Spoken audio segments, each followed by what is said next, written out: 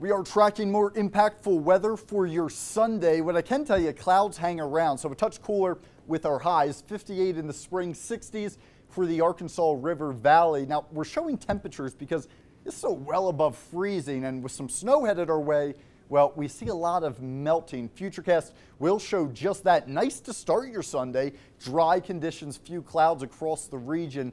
But it's really the 3 to 7 o'clock window. We get some isolated rain and snow showers across the Pikes Peak region, rain across southern I-25, just on and off through probably the midnight to 1 a.m. time frame. But watch when I put this into motion. It's overnight we really see the upslope snow begin to crank for northern El Paso County up across the divide, as well as Teller County. Overnight snow, no sunshine, cold roads. It's a lot easier for snow to accumulate, a lot less melting. This really lingers through about noon to 1 p.m. So long duration, enough time to get some travel impacts if you're headed up north or west through Teller County before the system does quickly depart the region. Overall, it is fast moving. Now, here's what I can tell you. Sunday night into Monday, the current thinking, models are beginning to converge on a more western track that will increase the winds but decrease snow potential from the Springs all the way down for Trinidad. If you've been with us, there's been some uncertainty there. We're really locking into a less snowy solution for the downtown Springs to Pueblo area. That brings a northerly flow across the region, so the upslope stays towards northern El Paso County, the Palmer Divide, as well as Teller County. And as far as our rain snow line in general with this event, about 5,500 to 6,000 feet is what we're looking at. So the plains, you're likely seeing all rain as this system does begin to materialize. Now, snow totals, what we're anticipating, general 3 to 6 inches up towards Woodland Park, the divide 2 to 4 inches with lesser amounts as you head just south into northern portions again of El Paso County. And you see just that. I think the Briargate area, you could see a trace to an inch, but that's really our cutoff. As you get south of that, it's looking like a trace at best. 2 to 4 inches up towards Monument, and Woodland Park 3 to 6 inches. This is our uncertainty zone right here. There are a few solutions where we maybe have to add an inch or two to this, and we will watch that. It's all dependent on the track of this system at this point. Here's what else we watch. Winds really begin to crank.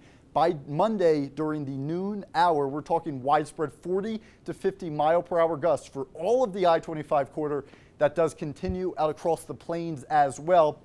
Why is this important? Well, Teller County and the divide, it only takes a few inches of snow with winds like this to really create some hazardous driving conditions, especially during the early hours before winds will eventually dissipate. It will be another big melting day Monday as well. I think by the later afternoon hours, almost all the snow will be melted as we do clear back out. Already up to 50 degrees by Tuesday, but Colorado weather does not cooperate all too often.